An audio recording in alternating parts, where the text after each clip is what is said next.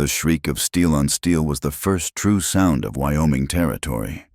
For 3 days, Evelyn Hart had been rocked by the rhythmic clatter of the Union Pacific line, a sound that had become a lullaby of iron and steam. But this sound, this tearing, grinding halt, was a sound of arrival. It was an awakening. The train shuddered, sighed a great plume of white vapor, and fell silent, leaving only the incessant whisper of the wind. Evelyn gathered her small carpet bag, her gloved fingers tight on the handle. Through the grimy window, she saw a world painted in shades of brown and bleached yellow. A raw timber platform stood beside a single track that sliced a perfectly straight line through an endless sea of grass, disappearing into a horizon so vast it seemed to bend. The town itself was a collection of unpainted wooden buildings, huddled together as if for warmth against the immense emptiness. Red Dust Station. The name was written on a sign hanging from the station house, and it was an honest name, a fine. Gritty dust coated everything, stirred into dancing devils by a wind that never seemed to rest. She was the last one to disembark. The few other passengers, dusty men with hard eyes and slouch hats, had already swung down and scattered, absorbed by the thirsty-looking town. Evelyn hesitated at the top of the steep iron steps, her Boston-made traveling dress, a sensible gray wool, feeling as foreign here as a songbird in a desert. She took a breath, the air thin and dry, tasting of dust and something wild, like sun-baked herbs. Then she descended, her boots making a soft thud on the wooden platform. Her gaze was immediately caught by another sign, nailed crookedly to a post beside the station master's office. The white paint was peeling, the black letters stark against the weathered wood. It was not an official sign. It looked more like a warning or a cruel joke. No mail-order bride lasted 7 days. In Evelyn's heart, which had been a nervous flutter in her chest, gave a hard, painful thump. 7 days. It sounded like a sentence. She had read of the harshness of the West, of the loneliness and the labor. But this sign spoke of a different kind of challenge, a uniquely female failure, posted for all to see. It was a scoreboard of broken hopes. She felt a flush of heat on her cheeks that had nothing to do with the sun. She was a statistic waiting to happen. From across the dusty expanse that served as the main street, a man stood in the yawning shadow of a blacksmith's forge, the rhythmic clang of a hammer on an anvil, which had been a steady beat under the wind's whistle, had ceased. Chayton did not stop his work for the arrival of every train, but he had seen her alight. He had seen the way she stood, poised and still for a moment, a gray bird against the endless brown. He had seen her eyes fix on the sign, and he saw the subtle stiffening of her spine. Most newcomers either laughed at the sign or ignored it. This one seemed to read it, to absorb its meaning. He was a man of two worlds, and at home in neither. To the townsfolk, he was the half-breed, the Lakota man who spoke their tongue better than some of them, who could shoe a horse with a smith's patience and track a lost steer through canyons that would swallow other men whole. To his own people, camped in the low hills where the treaty lines had become suggestions rather than borders, he was a bridge, a necessary link to the world of iron and paper that was relentlessly encroaching on their own. He wore the white man's canvas trousers and a worn cotton shirt, but his black hair was long, tied back with a simple leather thong, and his face held the proud, stark lines of his ancestors. He leaned against the forge frame, his arms, corded with the muscle of his trade, crossed over his chest. He was watching, as was his way. He was a man who learned more from watching than from talking. A small cluster of men broke away from the saloon porch and headed toward the platform. Evelyn's attention snapped to them. She was looking for a face she knew only from a smudged photograph, a face described in careful, hesitant handwriting. Josiah Pike. The man who stepped forward was indeed the one from the picture, though older and more worn than she had expected. He was of middling height, with kind, worried blue eyes and a beard that was more brown than blonde. dusted with the ever-present red dirt. He held his hat in his hands, turning the brim over and over. He looked less like a man claiming a bride and more like a boy about to apologize for breaking a window. "Miss Hart?" he asked, his voice soft, almost lost in the wind. "I am Josiah Pike. Welcome to Laramie Plains." "Mr. Pike," she replied, her own voice steadier than she felt. She offered a gloved hand, and he took it hesitantly, his calloused palm rough against her fingers. His handshake was brief and uncertain. The two men flanking him were a different matter entirely. One was a large man, barrel-chested and dressed in a fine but dusty suit. His face was florid, his eyes small and shrewd. He did not remove his hat. This was Barker, a name she had heard whispered even on the train. He owned the bank, the largest cattle herd in the territory, and, it was said, most of the men. "A pleasure, miss," Barker said, his voice a low rumble. He gestured with his chin toward the sign. "Don't you pay that any mind. Just a bit of local humor. Some folks ain't cut out for the good life out here." The way he said good life made it sound like a threat. The other man was the sheriff, a star pinned to his dusty vest. He was lean and slouching, with a tobacco-stained mustache and a gaze that was both lazy and watchful. He just grunted, his eyes sweeping over Evelyn as if she were a piece of livestock being appraised. "Sheriff Cobb," she presumed. "It has been a long journey," Evelyn said, pulling her hand back from Josiah's and directing her words to him, ignoring the other two. "Your letters describe the land well, Mr. Pike, though they failed to capture its scale." Josiah managed a weak smile. "It can be overwhelming, but the ranch is a few miles out of town. It's quiet there. We should get your trunk and see about getting you settled at Mrs. Doolin's boarding house for the night." Barker clapped a heavy hand on Josiah's shoulder, making the smaller man flinch. "That's right. Get the lady settled. Important business. Pike, a man needs a wife. A ranch needs a woman's touch to be a proper home." The words were friendly enough, but the tone was possessive, as if he were discussing an improvement to Josiah's property. Evelyn felt a cold knot tighten in her stomach. In Boston, she had been an orphan, a charity case living in the back room of a tailor's shop, her future a narrow corridor of endless stitching. The mail-order bride advertisement had promised a new life, a home of her own, a partnership. But standing on this dusty platform between a nervous groom and his watchful, powerful neighbors, she felt a familiar dread. She had traded one form of ownership for another. She was a commodity, a transaction being observed by the town's chief banker and its chief lawman. As Josiah arranged for her trunk to be taken from the baggage car, Sheriff Cobb ambled closer to her. "Came all the way from Boston. Long way to come for a husband. Must have been slim pickings back there." Evelyn met his gaze directly. "I came for the opportunity to build a home. Sheriff, the same as the men do." The sheriff grunted again, a flicker of something surprise, perhaps in his flat eyes, before he turned and followed Barker back toward the saloon. Across the street, the blacksmith's hammer began its steady rhythm again. Clang, pause, clang. A heartbeat for a town that felt raw and unfinished. The walk to the boarding house was short but illuminating. The main street was a wide ribbon of dirt, rutted by wagon wheels. Wooden sidewalks, uneven and treacherous.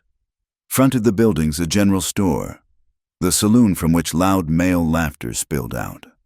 The bank bearing Barker's name in bold black letters, and a few other nondescript establishments. Women were scarce, and the few she saw a tired-looking mother herding 2 children. A pair of saloon girls watching from an upstairs window observed her with an unnerving, knowing silence. She felt like an actress stepping onto a well-worn stage, her part already written for her. Josiah tried to make small talk, pointing out the doctor's office and the new church being built, but his words were clipped, his eyes constantly darting around as if expecting trouble. He was a man living on a wire, and Eveline suspected his debt was not just financial. Martha Doolin's boarding house was a 2-story building at the end of the street, cleaner than the others, with curtains in the windows. Martha herself was a tall, angular woman with gray-streaked hair pulled into a severe bun. Her face was a roadmap of hard years, but her eyes, when they met Eveline's, were not unkind. They were simply exhausted. "Another one?" she said, her voice flat, as she took in Eveline's dress and bag. It was not a question. "Room's at the top of the stairs.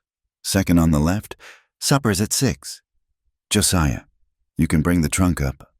She showed Eveline to a small, clean room with a single bed, a washstand with a basin and pitcher, and a window that looked out over the main street. The air was stuffy, but it was a private space, a sanctuary. After Josiah had deposited her trunk with another murmured apology and retreated, Eveline closed the door and leaned against it, the solid wood a comfort against her back. She was alone, for the first time in days, truly alone. She took off her dusty hat and gloves, her fingers feeling stiff. She went to the washstand and poured some water into the basin. It was lukewarm and had a faint metallic taste, but it was wonderful on her face and hands, washing away the grime of the train. From her bag, she retrieved the small bundle of letters tied with a ribbon. Josiah Pike's letters. She sat on the edge of the narrow bed and untied them. His handwriting was neat but labored, the words simple and sincere.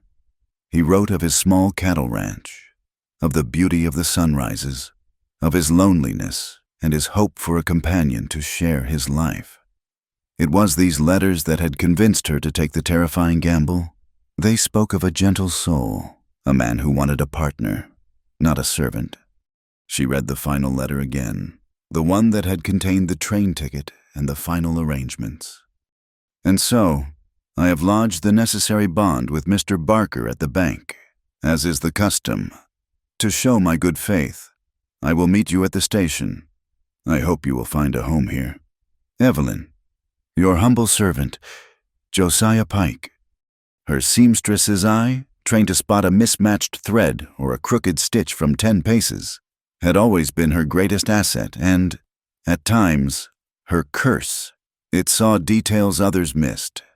As her thumb brushed across the wax seal at the bottom of the page, she felt it again. A slight ridge, a clumsiness that was out of character with the neatness of the letter. She held it up to the light coming from the window. The seal was a simple P.O. for Pike, pressed into dark red wax. But underneath, just visible at the edge, was a faint discoloration, a subtle difference in the color of the paper, as if another seal had been there first, had been carefully lifted and replaced. And beside the seal, a tiny smudge of ink, a darker, blacker shade than the faded brown ink Josiah had used for the letter itself.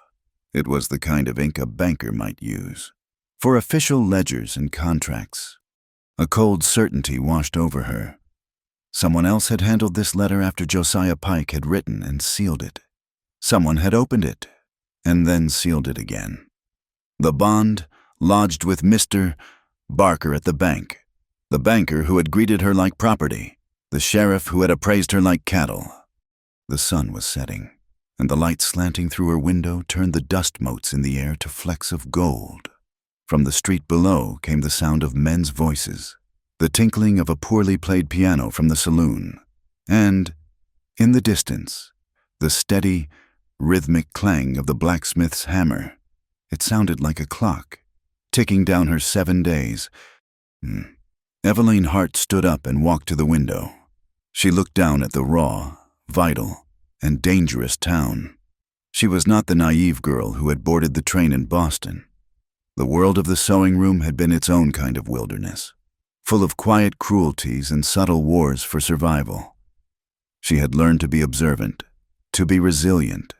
She had come here seeking a home, not a cage. The letter in her hand felt less like a promise and more like the first clue in a mystery she had to solve to survive. The sign at the station was a challenge, and the altered seal on the letter was the first move in a game she did not yet understand, but one she knew, with every fiber of her being. She had to play, and she had to win. The supper at Martha Doolin's was a quiet affair. The food was simple and filling, a thick beef stew with biscuits, and it was a comfort after days of travel. Evelyn sat across from Josiah Pike at the long communal table, though only one other boarder, a quiet man who worked for the freight company, was present. The wind had risen with the coming of night, rattling the window panes and moaning around the corners of the building like a restless spirit. It was a lonely, wild sound that made the lamplit dining room feel like a small, fragile island in a vast, dark sea. Josiah ate little, pushing the stew around in his bowl. He kept glancing toward the door, his kind eyes clouded with a worry that seemed to have taken up permanent residence there. He had the look of a man perpetually braced for a blow. "Mr. Pike," Eveline began, her voice soft but clear over the whistling wind. "The arrangements you made for my passage, you mentioned a bond with Mr. Barker." Josiah's gaze flickered to her, then quickly away. "Yes, just a formality. To show I am a man of substance, that I could provide." "And Mr. Barker is the one who holds this bond," she pressed gently. The image of the altered seal on his letter was sharp in her mind. "He is the banker. He handles all such matters in town," Josiah mumbled, his hands fidgeting with a tin spoon. "In fact, I must go and settle the final account with him this evening. At the saloon." He said the last words with a deep reluctance that pricked Eveline's senses. A saloon was no place to conduct bank business. It was a place for something else. A knot of unease tightened within her. She was a piece in a puzzle, and she did not like being moved about in the dark. "I will accompany you," she said. It was not a request. Josiah looked up, his expression one of alarm. "Oh, no, Miss Hart, that is not a place for a lady. It is loud and rough. It would not be proper." "I have not come 2,000 miles for propriety." "Mr. Pike," Eveline stated, folding her napkin and placing it beside her bowl. "I have come to build a life. That life is now entangled with yours, and, it seems, with Mr. Barker's. I believe I have a right to understand the nature of the foundation upon which we are meant to build." Her resolve seemed to startle him, but also to drain the last of his resistance. He looked at her, a long, searching look, and then gave a slow, defeated nod. "As you wish, Miss Hart." The wind hit them as soon as they stepped outside, a physical force that tore at Eveline's shawl and whipped dust into her face. It carried the sounds of the night, the clatter of a loose shutter, the distant howl of a coyote, and the raucous noise of the saloon, a slash of yellow light and crude energy spilling into the dark street. The swing doors of the saloon parted to admit them, and the wall of noise and smell was staggering. It was a long, narrow room, hazy with smoke that smelled of cheap cigars and tallow. The air was thick with the reek of whiskey, sweat, and sawdust. A long bar ran down one side, and tables were crowded with men cowboys, prospectors, railroad workers, their faces hard and weathered in the flickering lamplight. It was a world of men, and her entrance with the timid Josiah Pike caused a momentary lull in the clamor. Dozens of eyes turned to her, curious, hungry, and dismissive all at once. Barker was where she expected him to be, at a large table in the back, holding court. Sheriff Cobb was with him, leaning back in his chair, a boot propped on the table. 3 other men, ranch hands by their look, with the kind of belligerent swagger that comes from drink and a cruel disposition, completed the party. Josiah's steps faltered, but Eveline placed a light hand on his arm, a silent insistence that propelled him forward. They stopped at Barker's table. "Pike," Barker boomed, a wide, false smile stretching his lips. "I was wondering when you'd be along, and you've brought the lovely Miss Hart. A wise choice, a fine piece of stock." He looked Eveline up and down, his eyes lingering in a way that made her feel as though he were inspecting a horse for purchase. "Mr. Barker," Josiah began, his voice barely a whisper, "I came to finalize the matter of the bond." "All in good time," Barker waved a dismissive hand. "First, a drink to celebrate, a new beginning for you, Pike, and a new arrival for our town." He gestured to one of his men, a hulking figure with a greasy beard and small, piggish eyes. "Walt, get the lady a whiskey." Walt scraped his chair back and stood up, looming over Evelyn. He held a half-empty glass of amber liquid. "Here you go, darlin'," he slurred, his breath foul. "Have a sip of mine. We ought to get friendly." He reached for her, his intention to pull her down into his lap. Evelyn stood her ground. "No, thank you," she said, her voice cold and steady. "I do not drink whiskey." The man laughed. "A wet, ugly sound. Too good for us. Are you a fine lady from Boston? You'll learn our ways soon enough." He grabbed for her arm. It happened in an instant. All her life, Evelyn's hands had been her tools, her livelihood. They were nimble and strong, accustomed to pushing a needle through thick wool and fine silk. Tucked into the folds of her shawl was a long, wickedly sharp hatpin she used to secure it against the wind. It was nearly as long as a darning needle and just as strong. As Walt's fingers closed around her forearm, her hand moved with a speed born of instinct. She did not scream or pull away. She lunged forward, just a half step, and drove the point of the pin deep into the fleshy back of his hand. Walt let out a yelp of shocked pain, snatching his hand back as if he had touched a hot stove. He stared, dumbfounded, at the bead of blood welling up where the pin had struck. "Why, you little, you." The saloon, which had been watching with amusement, erupted. Walt's companions shoved their chairs back, their faces dark with anger. One of them, a younger man with a foolish, drunken fury in his eyes, fumbled for the pistol at his hip. "That's no way to treat a lady," he yelled, pulling the gun free. He was not aiming, just brandishing. A stupid gesture of wounded pride, but in the crowded, shifting room, his finger tightened on the trigger. The explosion was deafening. The bullet went wide, striking not a man but the large, ornate oil lamp hanging directly over Barker's table. There was a sharp crack, followed by the tinkle of shattering glass. The lamp swung violently, sloshing hot oil onto the table below. The wick flared for a moment, a brilliant, sputtering star, and then the flame was extinguished. The back of the room was plunged into a disorienting gloom, lit only by the lamps at the far end of the bar. Men yelled and scrambled away from the spilling oil. In the chaos, the young gunman, startled by his own action, stood frozen, the pistol still smoking in his hand. From the shadows at the opposite end of the bar, a figure moved. It was not the panicked scuffle of the other patrons, but a smooth, deliberate flow of motion. Chayton had been watching, nursing a small glass of water, his back to the wall.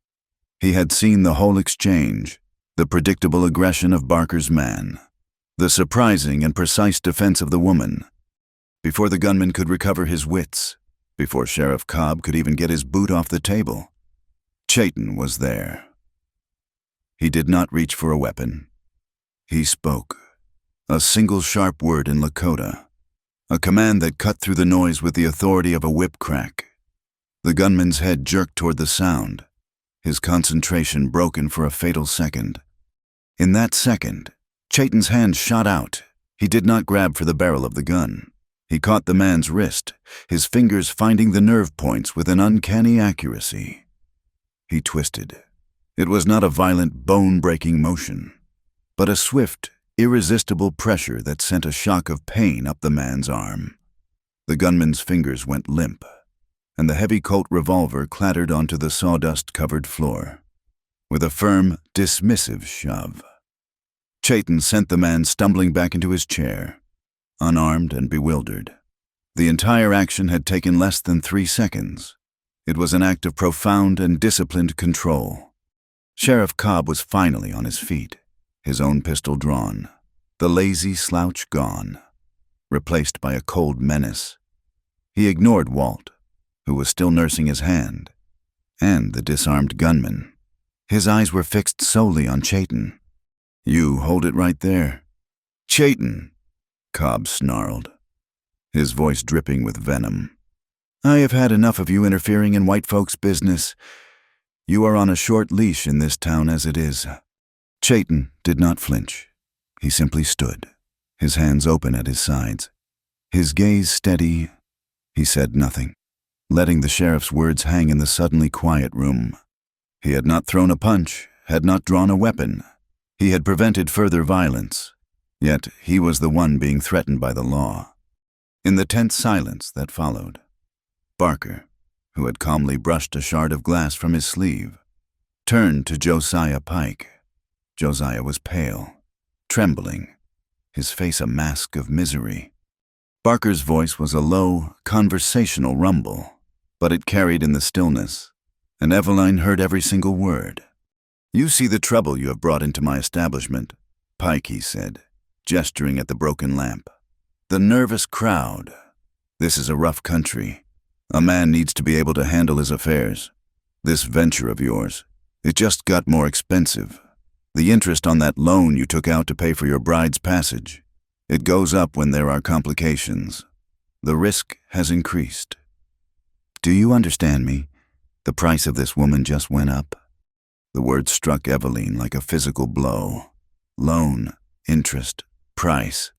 The pieces clicked into place with sickening clarity. The bond was not a simple guarantee.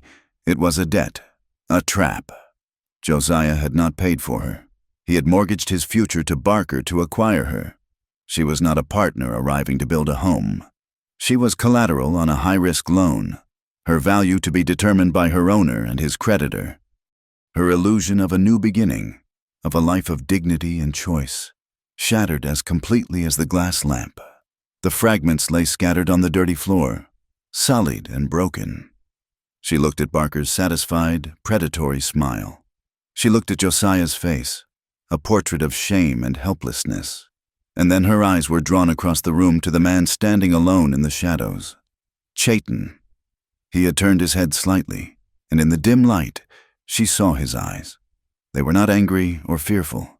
They were calm, intelligent, and filled with a deep, quiet sorrow, as if he had seen this same sad story play out 100 times before. For the first time, she understood why someone might call him kind eyes. Her first day in Red Dust was not yet over, but the path forward had split. One way led back east, back to the sewing room and a life of quiet desperation. The other led deeper into this harsh, unforgiving land, into a fight against a system designed to treat her as nothing more than an object to be bought and sold. The sign at the station had given her 7 days, looking into the abyss that had just opened at her feet. 7 days felt like a lifetime. The ride out to Josiah Pike's ranch the next morning was a journey into silence. The buckboard rattled and groaned over the rutted track, and the vast, empty land seemed to swallow the sound. Josiah held the reins, his shoulders slumped, his eyes fixed on the horizon as if it were a judgment he could not escape.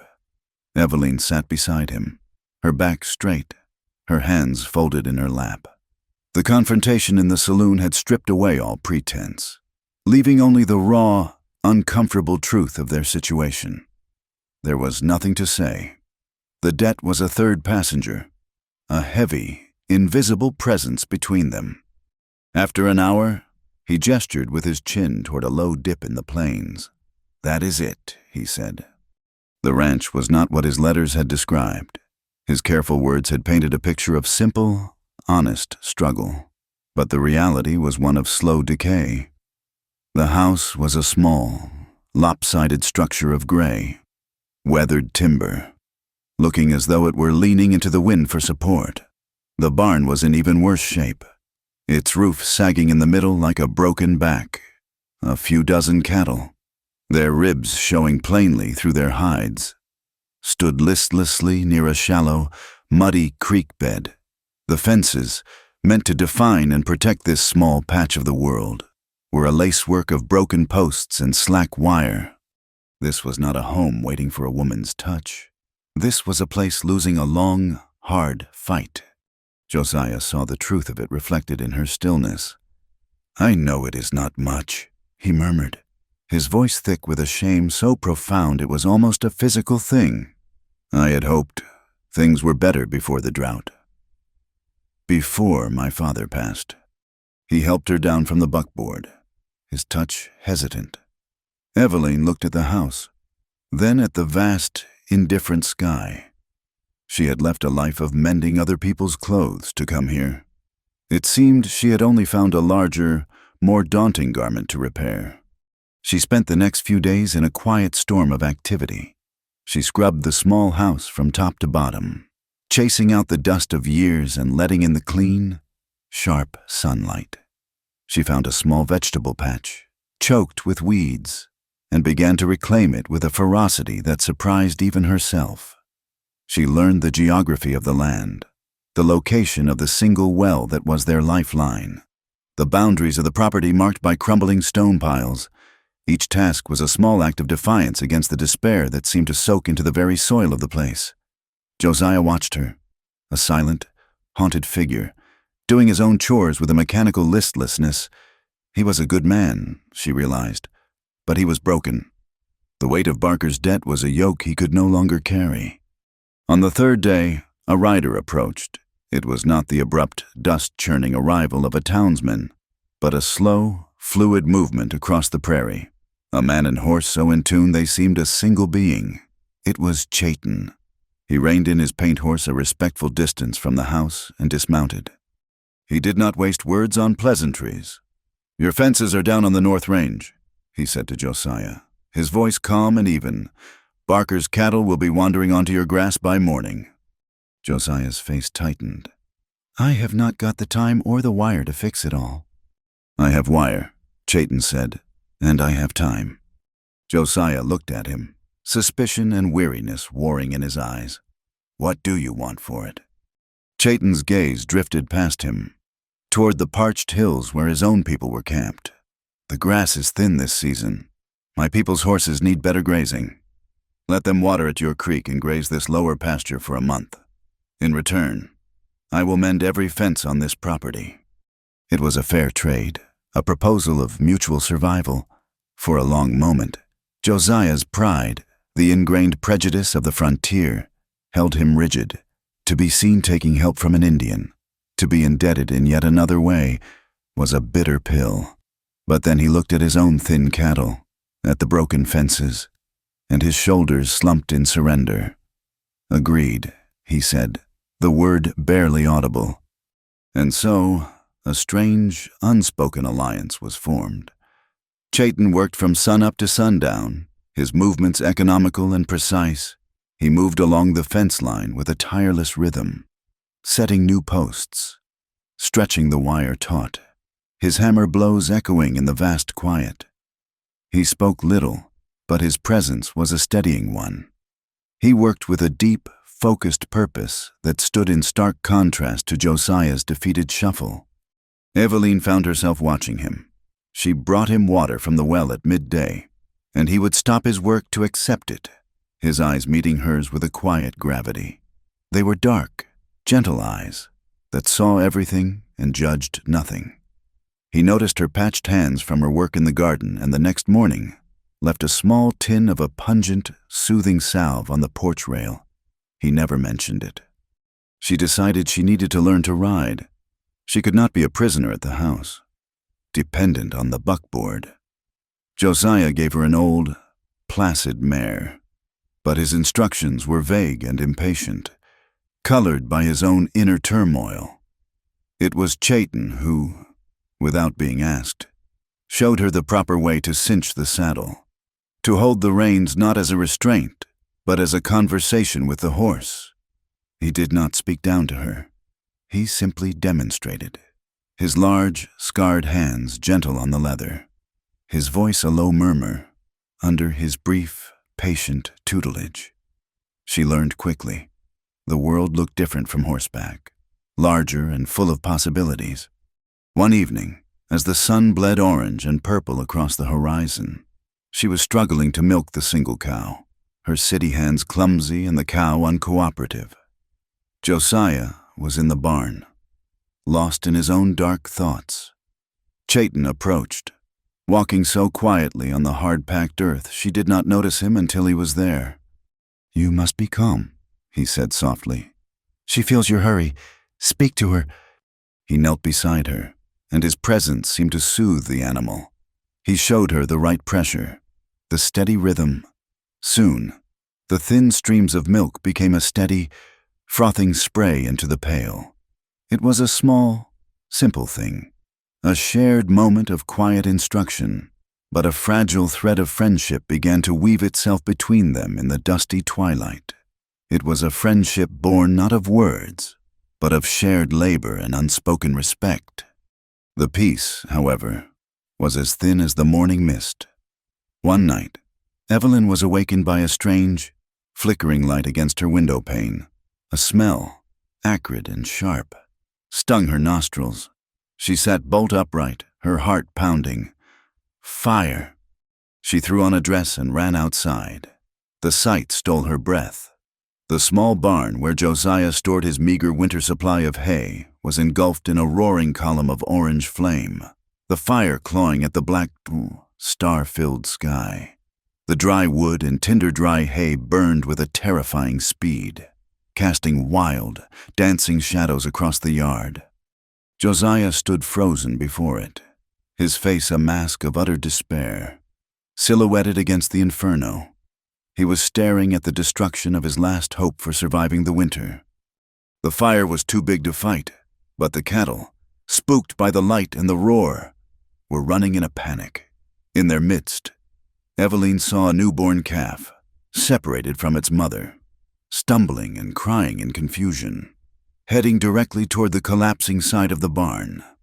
Without thinking, she ran. She heard Josiah yell her name, a strangled cry of alarm, but she did not stop. The heat was a physical blow, searing her skin. The roar of the flames was a deafening monster. She snatched a horse blanket from a railing as she ran, her mind clear and focused on one thing. She reached the calf, threw the blanket over its head to calm it, and half pushed, half carried the small, trembling animal away from the danger. A section of the barn roof collapsed inward with a great whoosh, sending a shower of sparks and embers into the air. One landed on the hem of her dress, and it instantly began to smolder. She was beating at it with her hands when a figure swept out of the darkness. It was Chayton. He had been sleeping out with the horses and had seen the glow from miles away. In one smooth motion, he smothered the ember with his bare hand and then, without a word, took the calf from her arms, leading it toward the safety of the open pasture where its mother was calling for it. The fire burned itself out by dawn, leaving behind a smoking, blackened skeleton of timber. The smell of ash and defeat hung heavy in the air. Josiah sat on the porch steps, his head in his hands, a man completely undone. Later that day, while Josiah was out surveying the damage, Evelyn was inside, trying to clean the soot and grime from her hands and face. She needed to find Josiah's deed, to understand the exact terms of his ownership, to see if there was any legal recourse. She found a small, locked wooden box under his bed. The key was in a jar on the mantel. Inside were his parents' wedding certificate, a few tin-type photographs, and a bundle of legal papers. As she sorted through them, her fingers brushed against a rolled-up tube of oilcloth. She unrolled it carefully on the table. It was not a deed. It was a survey map, drawn in crisp, professional lines. It showed the Laramie Plains, the town, and the surrounding ranches. But a new stark line had been drawn across it, a line marked with surveyor's stakes and notations.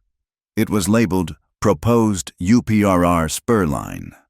The line cut a straight, merciless path directly through the heart of Josiah Pike's property, passing right over the spot where his well, his only source of water, was located. Suddenly, everything became chillingly clear.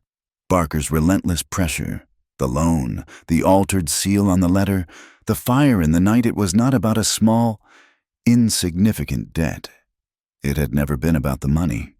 The debt was just the tool, the lever to pry Josiah off his land. This small, failing ranch stood in the way of the railroad. It stood in the way of progress and of the immense profits that would come with it. And Barker intended to have it, one way or another. The fight was not for a home. It was for the very ground beneath her feet. The ashes of the barn were a cold, gray wound on the land. In the days that followed the fire, a suffocating quiet settled over the ranch, thicker than the dust. Josiah moved like a ghost through the ruins of his life's work. His face shuddered. His silence, a wall Eveline could not penetrate. The survey map lay on the small kitchen table, a constant, damning presence. She had shown it to him, her finger tracing the inexorable path of the proposed railroad spur. He had looked at it with dead eyes and said nothing, simply turned and walked away. His spirit was as burnt out as the hay he had lost. Eveline knew she could not rely on him. His will had been eroded, grain by grain, by drought and debt. She was alone in this, but for one person. When Chayton rode over a few days later to check on a section of fence, she was waiting for him, the rolled map in her hand. She did not need to explain. He unrolled the oilcloth, and his gaze took in the lines and notations with an instant, piercing understanding. He traced the proposed route with his finger, his expression grim. He looked up, and his eyes met hers across the table. In them, she saw not just comprehension, but a deep, weary recognition. He had seen this story before, written in different ink on different maps, but always with the same ending for those who stood in the way. He looked from the map to the parched, cracked earth outside the window. The drought was worsening. The level of the water in the well had dropped, and each bucket she drew seemed heavier, more precious than the last. The creek was bone dry now, and 2 of Josiah's weakest cows had already died. The land itself was under siege. "Your laws are a strange map," Chayton said, his voice a low rumble. "They make a man believe he can own the earth by drawing a line on a piece of paper. But it is his paper, his law, that Barker is using," Eveline countered, her frustration making her voice sharp. "We need to fight him with the same." Chayton was silent for a long moment, his eyes looking past her, toward the distant, hazy hills. "There is another law," he said, "an older one. There is a man you should speak with, my grandfather's brother. He is called Two Elk. He has seen many winters and knows the ways of both our peoples. He is a wise man." And so, the next morning, Eveline found herself riding beside Chayton, heading away from the ranch, away from the town, into the high plains. The world opened up, a vast canvas of subtle colors, the pale gold of the cured grass, the dusty green of the sagebrush, the piercing, endless blue of the sky. Chayton rode with an easy grace, his silence comfortable, a shared space rather than an empty one. He pointed out landmarks, a lone butte shaped like a sleeping bear, a hawk circling on an updraft, speaking not to fill the quiet, but to share the language of the land. The Lakota camp was not visible until they were almost upon it. It was nestled in a shallow valley, sheltered from the wind, a collection of tanned hide teepees that seemed to have grown from the earth itself. They blended into the landscape, their pale forms decorated with sacred symbols. The air smelled of wood smoke, roasting meat, and the clean, pungent scent of sage. It was a place of order and life. Children played a-laughing, chasing game among the lodges, and women worked together, tanning hides or preparing food, their movements unhurried and purposeful. As they dismounted, a sense of being watched fell over Eveline. But it was not the hostile, appraising stare of the men in red dust. This was a quiet, dignified curiosity. Chayton spoke in his own language to a woman who came to greet them, and she nodded, her eyes as dark and kind as his. resting on Evelyn for a moment before she disappeared into one of the teepees. Two Elk was a man who seemed as ancient and rooted as the land itself. His face was a beautiful, intricate map of wrinkles, each line telling a story. His long, white hair was bound in braids, and an eagle feather was tied into one of them. He sat on a buffalo robe just inside the entrance of his lodge, the light from the smoke hole illuminating the quiet dignity of his posture. He gestured for them to sit. The woman returned with 2 cups of a steaming, fragrant tea, sage. Chayton murmured to Evelyn, "For welcome, for clarity." Two Elk listened without interruption as Chayton spoke in Lakota, his hands occasionally moving to emphasize a point. Evelyn could not understand the words, but she understood the tone, the deep respect Chayton held for the old man. When he had finished, Two Elk's gaze, remarkably clear and sharp for a man of his years, settled on Evelyn. He spoke, his voice a low, gravelly whisper. And Chayton translated, "He says the man you call Barker is a man with a hungry spirit. He tries to eat the land, but the land cannot be eaten. He does not understand.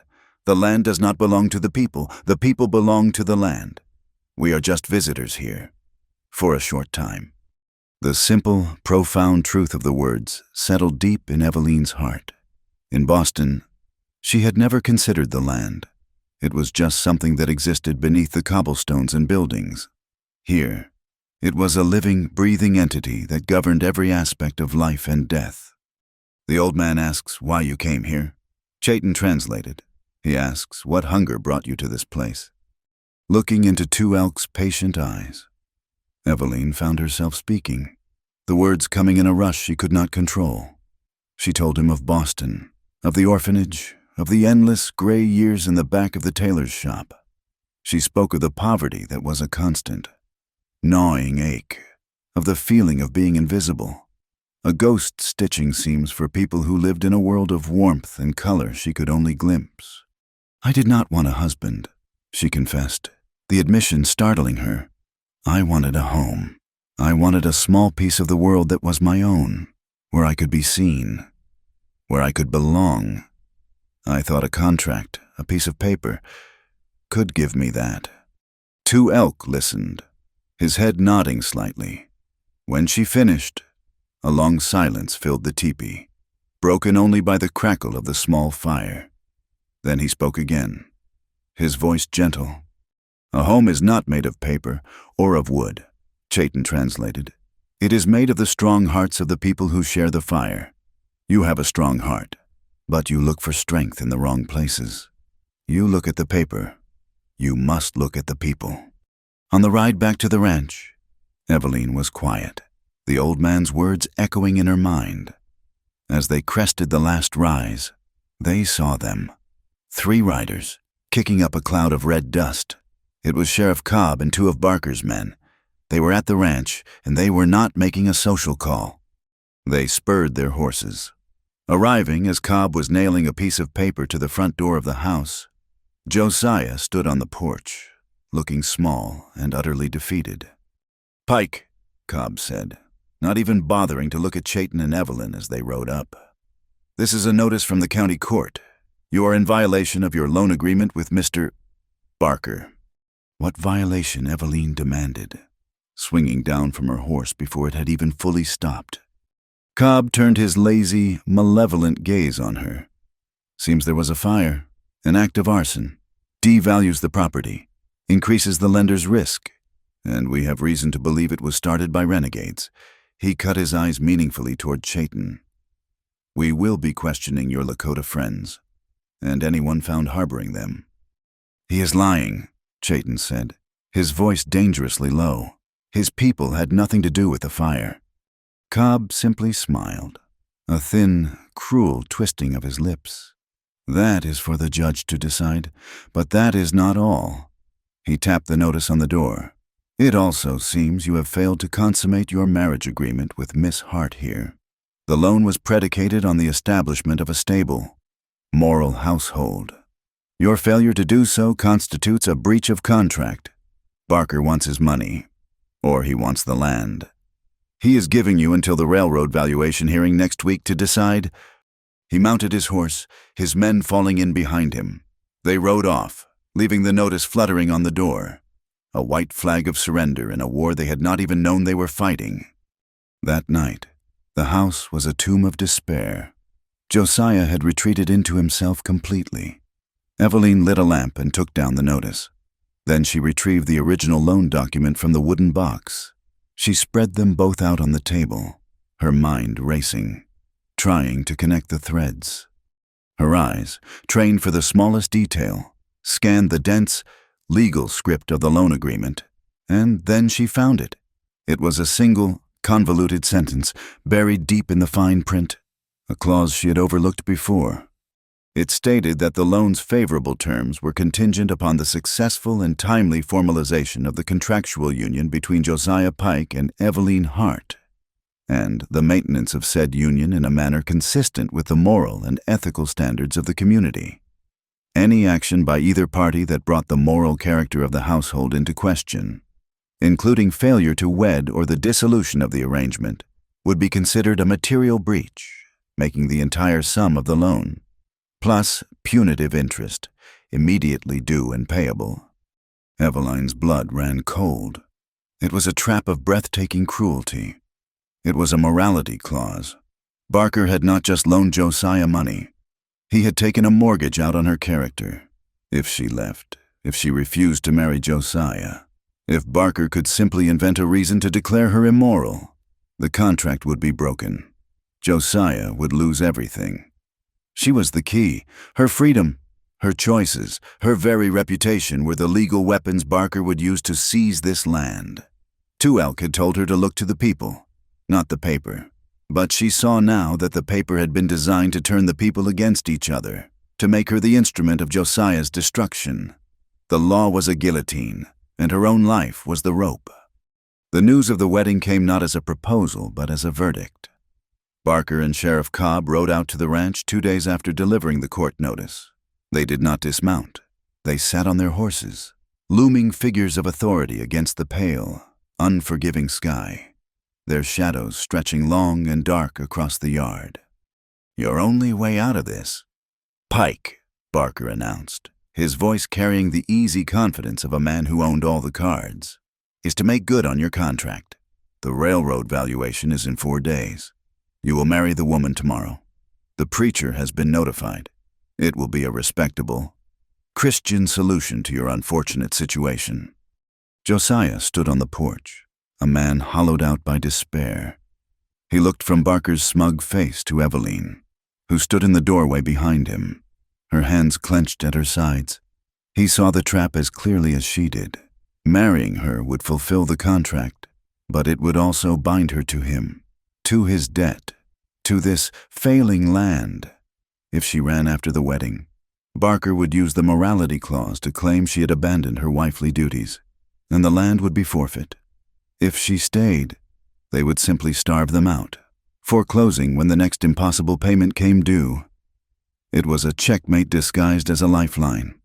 "And for you, Miss," Barker continued, turning his gaze to Eveline, "it is a chance to secure your reputation. A woman alone in this territory. Well, tongues will wag. A married woman is a respectable woman." He smiled, but it did not reach his cold, calculating eyes. Josiah's mouth opened, but no sound came out. The fight had left him. Eveline saw the last flicker of resistance die in his eyes. He gave a single, almost imperceptible nod. The bargain was sealed. As they rode away, the dust settling behind them, a storm began to gather in the west. The clouds piled up, bruised and purple, and a low rumble of thunder echoed across the plains. It was a fitting sound for the death of hope. That afternoon, Chayton rode into town. He did not go to the saloon or the blacksmith's forge. He went to the small, neat office of Dr. Abel. The doctor was a quiet, scholarly man in his late 50s, with spectacles perched on his nose and hands that were surprisingly steady. He was one of the few men in red dust whom Barker did not own. He had come west years ago for his wife's health and had stayed after she passed, a man of science and reason in a world governed by brute force. Chayton laid Eveline's letter, the one with the altered seal, on the doctor's desk. "I do not trust what my eyes see," Chayton said. "Yours are trained to see what is hidden." Dr. Abel spent nearly an hour with the letter. Using a magnifying glass, a small vial of chemical reagent, and the patient, methodical focus of a scholar, he scraped a tiny fleck of the wax onto a glass slide. He dabbed a single drop of reagent onto the ink smudge beside the seal. Finally, he leaned back in his chair, his expression grave. "You were right to be suspicious." He pointed with the tip of a pen.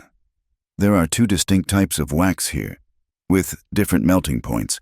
The original seal was lifted with a heated blade, very skillfully, and then replaced. And this smudge," he held the magnifying glass for Chayton to see. "The ink here is iron gall ink, standard for ledgers and legal documents. The ink your friend Mr. Pike used for the letter is a simple carbon ink, faded by the sun. It is a forgery. Chayton, a crude one if you know what to look for, but effective." Someone at the bank opened and resealed this letter. The wedding day dawned heavy and oppressive. The air was thick with moisture, and the sky was a blanket of dull, gray clouds. The promised storm had held off during the night, but it was now coiled on the horizon, waiting. Evelyn did not wear a wedding dress. She wore the same sensible gray wool she had arrived in. It was a uniform of quiet defiance. She braided her hair tightly, her fingers working with a grim precision. She was not a bride. She was a sacrifice being led to the altar. The entire town seemed to be crammed into the small, raw-timbered church. It smelled of unseasoned pine and the damp wool of the congregants. Barker and his men sat in the front pew, looking pleased. Sheriff Cobb stood by the door, his hand resting on the butt of his pistol, less a peacekeeper and more a guard. Josiah stood at the altar, his face the color of ash. He would not meet Eveline's eyes as she walked down the short aisle alone. He stared at the wooden cross on the wall as if praying for a miracle or an execution. The preacher, a young, nervous man with a quavering voice, began the service. His words about holy matrimony and sacred vows sounded hollow and profane in the tense, charged atmosphere. Outside, the thunder rumbled again, closer this time, a low, angry growl. Evelyn stood perfectly still, her hands clasped in front of her. She felt a strange sense of calm, the calm that comes when all other options have been exhausted. She was at the very edge of the cliff.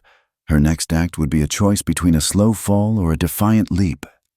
"My dear children," the preacher stammered, "we are gathered here to join this man, Josiah, and this woman, Evelyn." A flash of lightning illuminated the church for a split second, casting everyone in a stark, ghostly white light. It was followed almost immediately by a deafening crack of thunder that shook the small building to its foundations.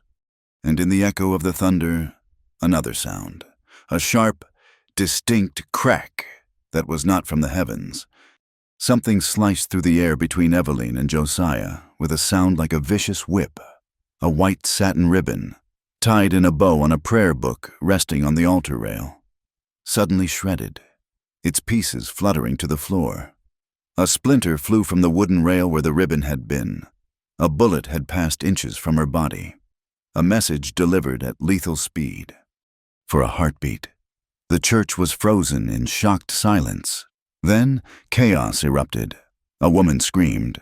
Men shouted and dove for the floor, overturning benches. The preacher ducked behind the altar, his sermon forgotten. Through the pandemonium, Sheriff Cobb moved with purpose. He shoved his way through the terrified crowd, his gun drawn, but he did not look for a shooter. He went straight for Evelyn. "I have got you, miss," he yelled over the noise, grabbing her arm in a punishing grip. "I will get you to safety." He was not helping her. He was abducting her. He dragged her through the panicked throng, out of the church and into the street, where the first heavy drops of rain were beginning to fall. "Where are you taking me?" Eveline cried, struggling against his iron grip. To the jailhouse. It is the only safe place for your own protection. He half carried, half dragged her down the muddy street to the squat, solid building made of rough-hewn stone that served as the town jail. He thrust open the heavy door, pulled her inside, and shoved her into one of the two cells. The barred door clanged shut with a sound of absolute finality. The cell was a small, dark space that smelled of damp stone and despair. A single high window, barred and covered with grime, let in only a sliver of the gloomy daylight. Cobb stood on the other side of the bars, his pretense of concern gone, replaced by a cold, triumphant sneer. "Protection is over," he said. "Now we talk business." He produced a folded document from his coat pocket and pushed it through the bars. "It is all over. Miss Hart, this whole scheme. Sign this, and Barker might be lenient. It is a statement that you conspired with Pike to defraud him, that the marriage was a sham from the start. You sign it, confess, and you get to take the next train east. You refuse, and you will be charged as an accomplice to attempted murder. After all, someone just tried to shoot your groom. Sounds like a lover's quarrel to me." Eveline looked at the paper, then back at his face. Her fear was a cold, hard knot in her stomach, but her voice was steady. "I will not sign anything. I demand to see a county lawyer." Cobb let out a short, harsh laugh. "A lawyer. You are in my town, in my jail. I am the only law you need to worry about. You will sit in here and think about it. You will sit until you are ready to be sensible." The heavy outer door of the jailhouse creaked open. Both of them turned. Chayton stood there, framed in the doorway, the rain dripping from the brim of his hat. He was not armed, but his stillness was more menacing than any weapon. He walked slowly, deliberately, into the room, his eyes never leaving the sheriff. He stopped a few feet from the cell, his gaze taking in the scene Eveline behind bars, Cobb holding the document. "This is not your concern." "Chayton," Cobb snarled, his hand moving instinctively toward his pistol. "Get out." Chayton did not move. "I am here as a witness," he said, his voice quiet but resonant in the stone room. "I witnessed a sheriff lock an innocent woman in a cell without cause." Back at the church, the chaos had subsided into a terrified murmur. Josiah Pike stood alone at the altar, staring at the shredded ribbon on the floor. The bullet, the violent, public tearing of the ceremony, had acted like a bolt of lightning to his own soul. He saw with blinding clarity the depth of Barker's evil. He saw how they had used his weakness, his shame, to turn him into a tool. He saw Eveline, a woman of courage and principle, being dragged away to pay the price for his cowardice. Something inside him, something he thought had died long ago, broke free. The shame did not vanish, but it was burned away by a clean, hot flame of rage. He turned and walked out of the church, his steps no longer shuffling but firm. He was no longer a victim. He was a witness. From a dusty window in the hayloft of the livery stable across the street, a figure watched him go. Martha Doolin lowered the barrel of a Winchester rifle, her stern face grim. She broke the rifle open, expertly ejecting the spent cartridge. It fell with a soft clink into the hay. She had not come west to be a bride. She had come west to escape a life that was no life at all, just like the girl in the gray dress. And she had learned long ago that in this land, some things were worth fighting for. Freedom was not given. It was taken. And sometimes it required a warning shot. Eveline spent 3 hours in the stone cell. It was a lifetime. The sliver of gray light from the high window crawled across the opposite wall. A slow, indifferent clock. She heard the storm break, the rain lashing against the stone, the thunder rattling in the earth. She heard the town go quiet, the people taking shelter from the heavens' fury and the human drama that had erupted in their midst. In the suffocating silence, her own thoughts were a storm. She thought of the train heading east, She could be on it. She could sign Cobb's paper, a lie that would purchase her freedom. She would arrive back in Boston, a creature of shame and failure, but she would be physically free. She would return to the sewing room, to the familiar tyranny of the needle and thread, her spirit a little more broken, her hopes a little more faded. She would be another statistic for the cruel sign at the station. Then she thought of staying. To stay meant to be branded. In the eyes of this town, of the law Barker owned, she would be a liar, an adulteress, a conspirator. Her name, the only thing she had ever truly possessed, would be dragged through the mud. The morality clause in the contract was a cage made of whispers and accusations, and Barker was ready to lock the door. The heavy outer door finally scraped open. It was Sheriff Cobb. He did not look at her. He unlocked her cell, the metal groaning in protest. "Barker thinks you have had enough time to see sense," he said, his voice flat. "He is giving you until morning to think it over. Go back to the boarding house. Do not try to leave town." He paused, his hand on the door. "Everyone will be watching you." The rain had softened to a fine, cool mist. The street was a river of red mud, and the air smelled clean and new-washed. The anger of the storm had passed, leaving behind a world of dripping eaves and quiet reflection. People did watch her as she walked. Faces appeared in windows. Figures paused in doorways. She saw their expressions: pity, curiosity, contempt. She was a public spectacle, a fallen woman. She did not turn toward the boarding house. Her feet, seemingly of their own accord, carried her in the opposite direction, toward the livery stable at the far end of town.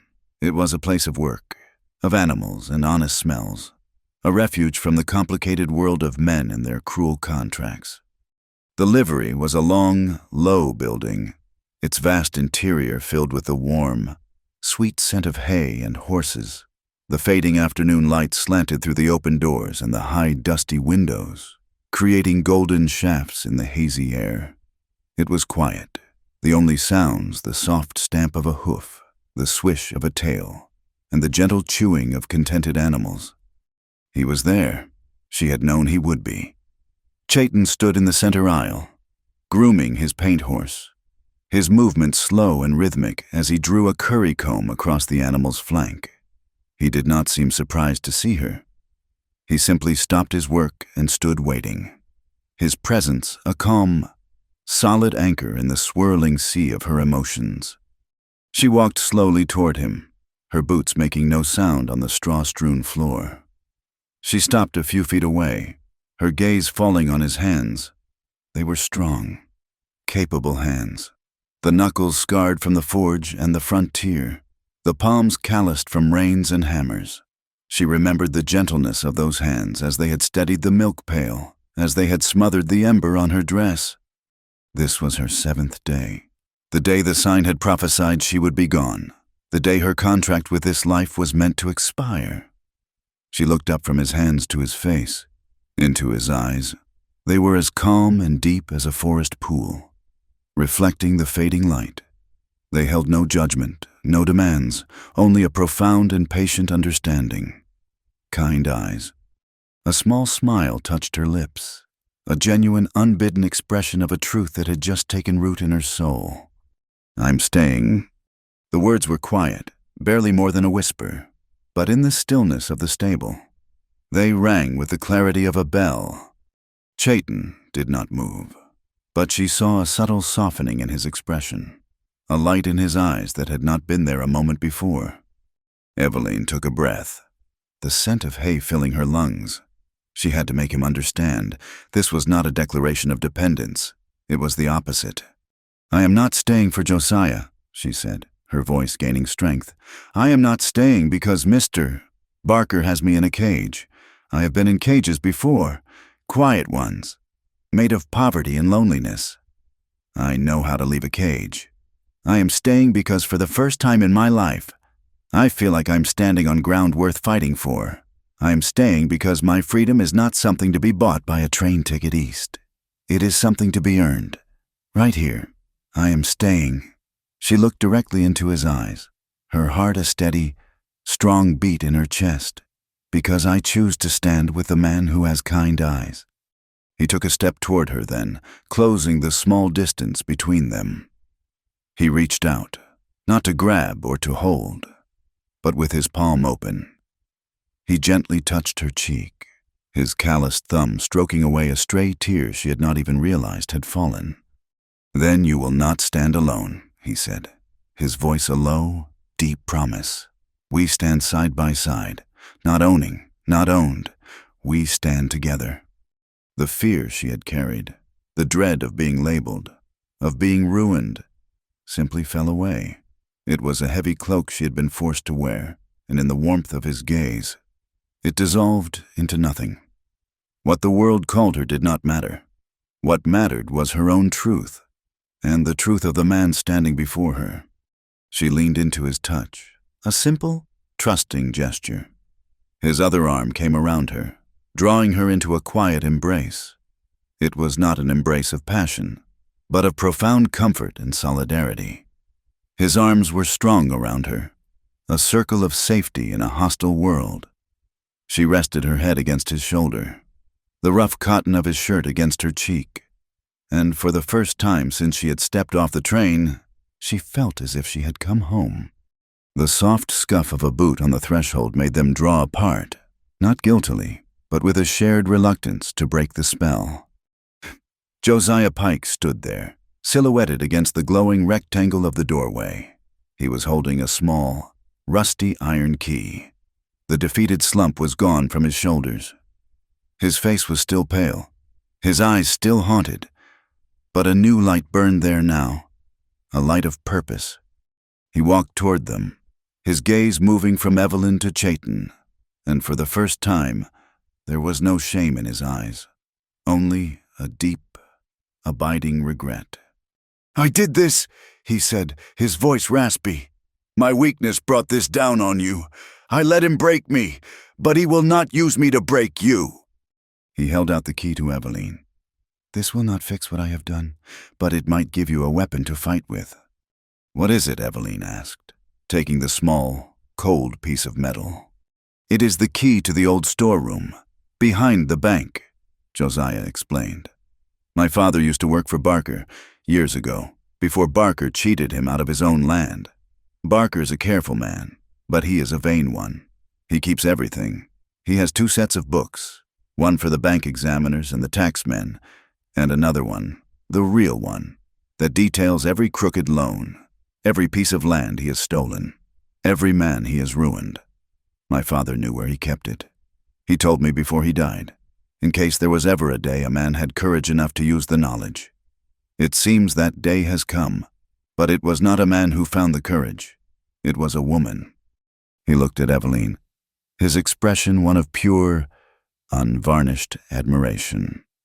"I will testify," he said. "I will tell the Railroad Commission. I will tell the judge. I will tell anyone who will listen, how he forged the letter, how he trapped me in the loan, how he set the fire. It is the only thing I have left to give. My word, the truth." He turned and walked away without another word, a man who had found his footing on the long road to redeeming his own soul. Evelyn and Chayton stood in the fading light, the murmur of the horses the only sound. She looked at the key in her palm. It was small and insignificant, but it felt as heavy as a stone, as precious as a jewel. It was the key to a storeroom. It was the key to a secret. It was the first weapon in a war she had just chosen to fight. She closed her fingers around it, the cold metal warming to her touch. She looked at Chayton, and in the gathering twilight, she saw her own resolve mirrored in his kind, steady eyes. The 7th day was ending, and a new one was about to begin. The War Council, as Evelyn had come to think of it, convened in the back parlor of Martha Doolin's boarding house.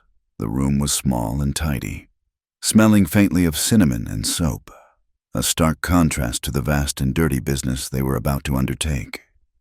A single lamp cast a warm, circular glow on the small table where the 5 of them sat. Martha, her face a mask of grim determination. Dr. Abel, his spectacles reflecting the lamplight, his expression thoughtful. Josiah, looking thinner but straighter, the fire of purpose having burned away his shame.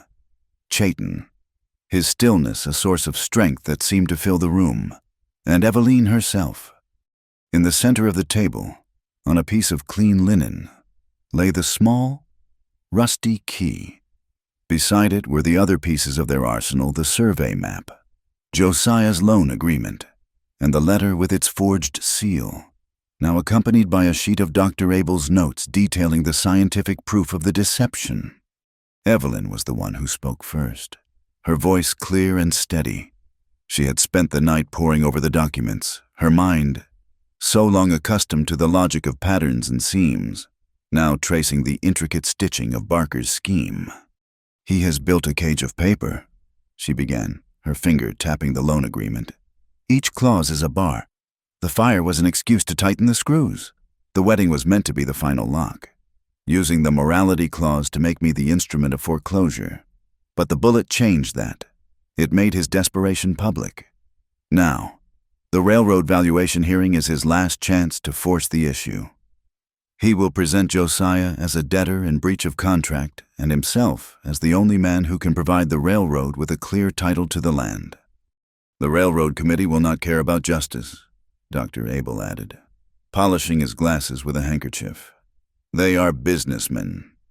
They will care about profit, efficiency, and the path of least resistance. Barker will offer them that path. We must prove that his path is built on a foundation of quicksand." "Our foundation is the truth," Josiah said, the words coming with a new, hard-won conviction. "And our weapon," Chayton said, his dark eyes fixed on the key, "is the lies he wrote down?" The plan formed in that small, lamp-lit room, a collaborative design pieced together from their disparate strengths. Evelyn was the architect, the strategist who could read the enemy's map. She saw the connections, the legal vulnerabilities, the precise points where pressure must be applied. Chayton would be the one to retrieve the evidence. His task was to get into the storeroom behind the bank, a place he knew from years of making deliveries and repairs. He would have to move like a shadow, for Sheriff Cobb and his men were sure to be watching. Josiah's role was to prepare his testimony. Evelyn gave him a pencil and paper. "Write it all down," she urged. "Everything. From the first day your father warned you about Barker, the details of the loan, the words Barker used, the pressure he applied. Let the truth be your shield." Dr. Abel would prepare his own statement, a precise, scientific dismantling of the forged letter, a testimony that would be unassailable in its logic. Martha, meanwhile, would be their eyes and ears in the town. She would listen to the talk in the saloon, gauge the mood of the people, and report on the movements of Barker and Cobb. The first part of the plan was put into motion that very night, under the cover of a moonless sky. Chayton slipped through the back alleys of red dust. He moved with a fluid silence that was a part of his nature, his moccasins making no sound on the hard-packed earth. He found the storeroom, a small, windowless shed built of rough planking, attached to the rear of the bank. The lock was old and simple. Josiah's key would work, but the area was too exposed. He saw one of Cobb's deputies make a slow patrol, his cigar a glowing red eye in the darkness. He would have to wait for the right moment. The next day, Chayton rode out, not to the ranch, but back to the hills, to the camp of his people. He found 2 elk sitting before his teepee, watching the sky. Chayton explained the new development, the map, the hearing, the legal battle that would be fought with papers in the white man's court. 2 elk listened, his ancient eyes never leaving Chayton's face. When he finished, the old man gestured to the land around them. "Barker's paper says this land belongs to the man Pike," he said, Chayton translating the old man's quiet words in his mind.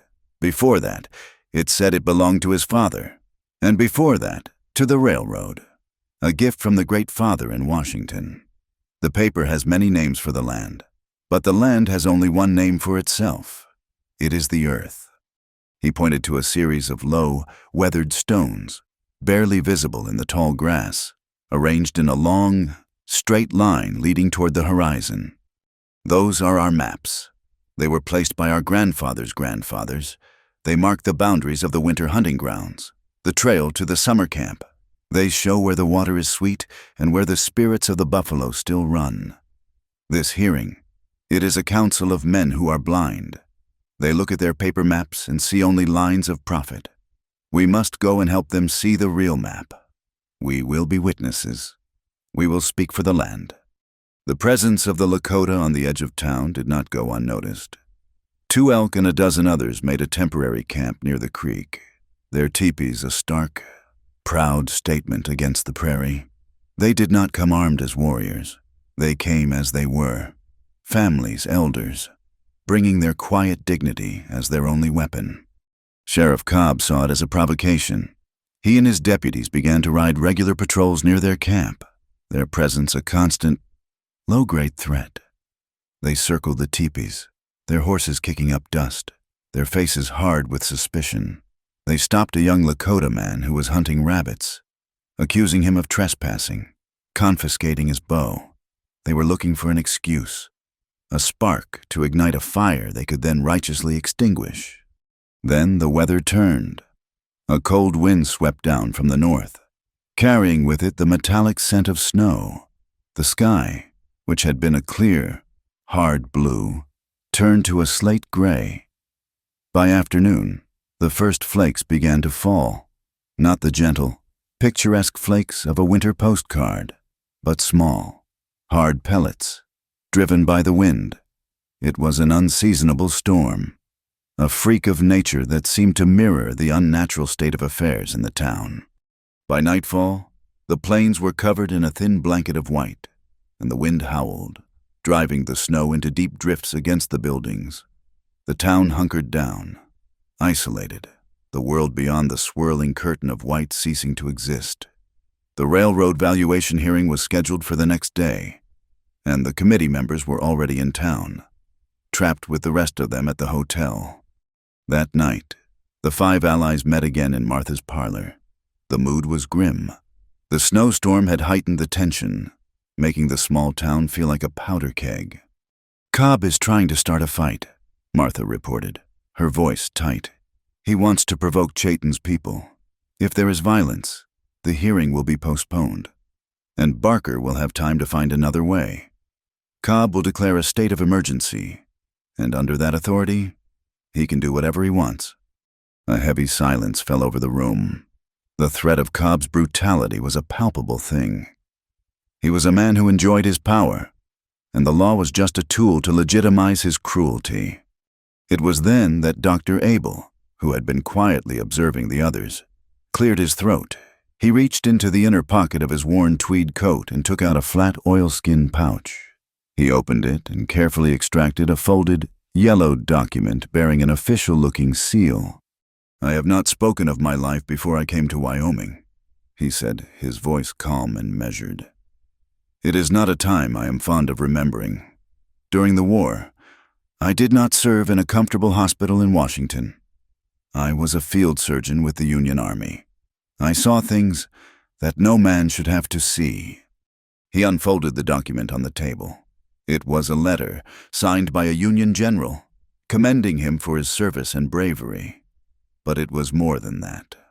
After the war, he continued, there was chaos, pockets of lawlessness. In some territories, military doctors were given special authority, a form of federal deputization, to act in moments of civil crisis, to protect the innocent when local law enforcement was either absent or corrupt. It is a letter of federal amnesty and auxiliary authority. It has not been used in 15 years.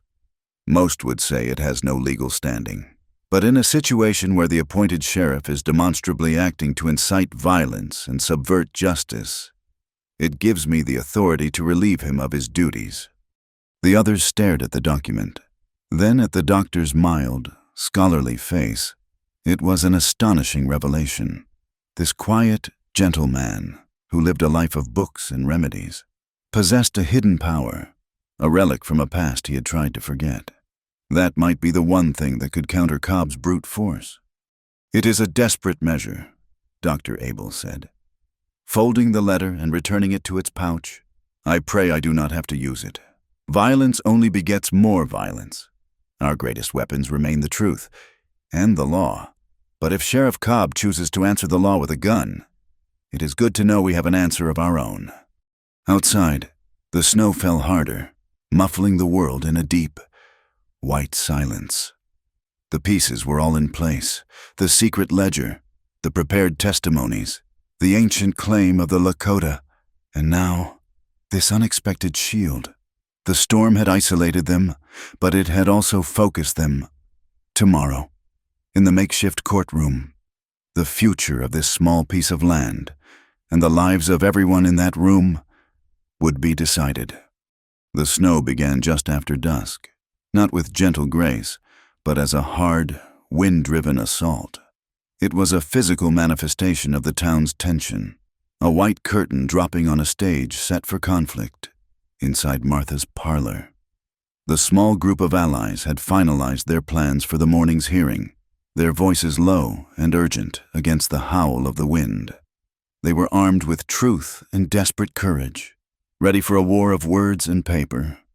But Barker was a man who preferred a different kind of war. The explosion was a deep, guttural roar that tore through the fabric of the storm. It was felt as much as heard. A concussion that rattled the windows in their frames and shook the floorboards. For a silent, stunned moment, everyone froze. Then, a second sound followed the hungry, crackling roar of a fire taking hold. From the window, they saw it. A hellish orange glow painted the underbelly of the swirling snow clouds. The old storeroom behind the bank, the small wooden shed that held the truth of Barker's reign in a set of secret ledgers, was a raging inferno. Before anyone could speak, the church bell began to peal. Its frantic, clanging notes a cry of alarm that sliced through the night. Doors flew open along the main street. Men spilled out, silhouetted against the fire's light, their shouts lost in the wind. Chayton was the first to move. His face was a mask of cold fury. He knew, they all knew, this was no accident. He grabbed his coat, his eyes meeting Eveline's for a fleeting, powerful second. A silent promise passed between them. Then he was gone, melting into the chaos of the storm. Sheriff Cobb was already in the street, his voice rising above the din. "It is the Lakota," he bellowed, pointing a finger not at the fire, but at the dark hills beyond the town. "They have set the fire to cover their tracks. They are attacking the town. Get your guns. We ride." It was the excuse he had been waiting for. He deputized Barker's men on the spot, Walt and the others, their faces lit with a savage glee. They were not a posse. They were a mob. And Cobb was their leader. He saw Chayton moving through the crowd toward the edge of town and raised his pistol. That is him. He is the ringleader. Do not let him get away. Gunshots cracked in the night air. The crowd scattered. Chayton did not run. He flowed, weaving through the panicked townspeople. Using the blizzard's blinding curtain as his shield, he was heading for the high ground, leading the posse away from his people, drawing the violence onto himself. Cobb and his newly minted deputies spurred their horses in pursuit, their dark shapes swallowed by the swirling snow. In the street, Barker stood before the burning storeroom, his arms spread wide, playing the part of the aggrieved victim. "My property, my records," he shouted to the assembled crowd. "The savages have ruined me. They have tried to destroy our town." But Eveline was not looking at Barker. She was looking at the fire, the evidence. It was all turning to ash. Despair, cold and sharp, pierced her heart. It was over. They had lost. Then Two Elk's words echoed in her mind. "A home is made of the strong hearts of the people who share the fire." No, she thought, her fear transmuting into a white-hot resolve. It was not over. "Martha," she cried, grabbing the older woman's arm. "The well! We need a bucket brigade!" For a moment, Martha stared at her, then at the roaring fire. It was hopeless. The building was already half consumed. But then she looked at the faces of the other women who had huddled together, their husbands having joined the posse or the disorganized effort to protect the other buildings. She saw their fear, their helplessness, and she saw the fierce, unyielding light in Eveline's eyes. She gave a sharp, decisive nod. Evelyn's voice rose, clear and commanding. Not for Barker, not for the bank, for our own homes. If this fire spreads, the whole town burns. Get buckets, get pails, now. Her courage was a spark in the cold. Frightened night, it caught. One woman ran toward her own house, then another. Martha organized the line, her voice cracking like a whip. They formed a chain from the town well to the fire, passing sloshing buckets of icy water from hand to hand. They were mothers, wives, and daughters, their face grim with determination, their hands raw from the cold. They were no longer spectators. They were fighting back. The blizzard was a wild, churning chaos on the hills above the town. Chayton moved through the landscape of wind and snow like a spirit, his knowledge of the terrain his only advantage. He could hear the posse behind him, their horses struggling in the deepening drifts, their curses snatched away by the wind. He was not just fleeing. He was leading them, drawing them deeper into the disorienting wilderness of the storm, separating them from one another. He scaled a rocky outcrop, the wind tearing at him, and looked back.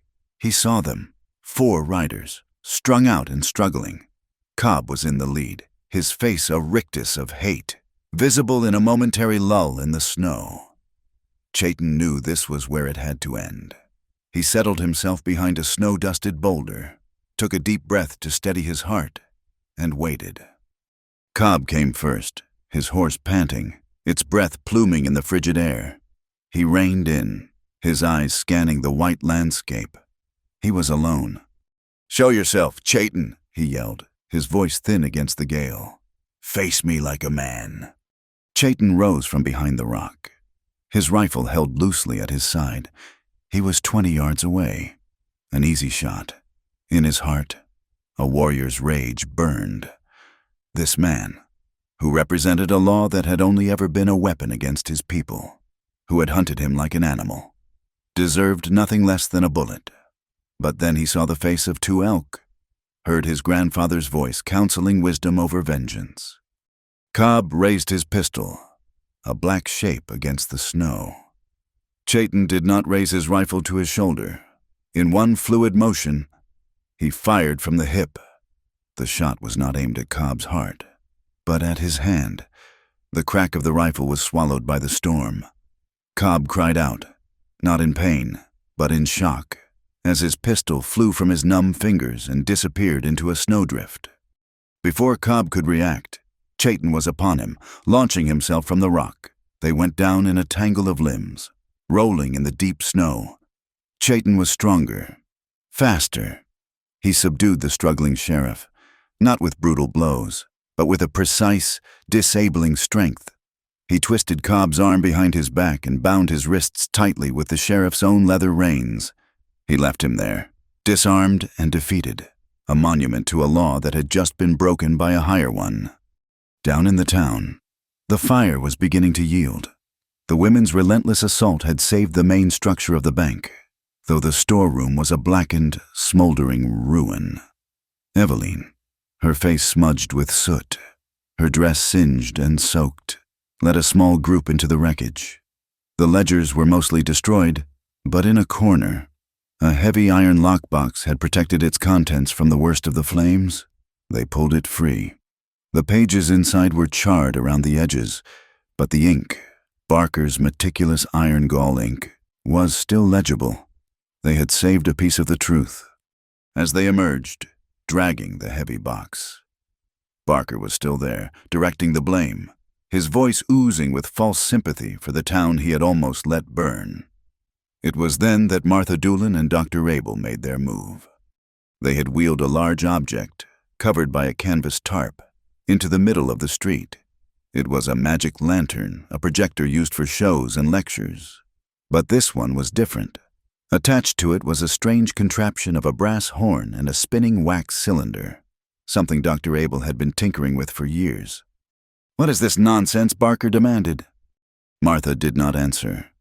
She lit the lantern's oil lamp. An image flickered to life, projected onto the flat, snow-dusted wall of the general store. It was a crude, wavering picture of the inside of the saloon. Then a voice crackled from the horn. A tinny, distorted sound, but one that was chillingly familiar.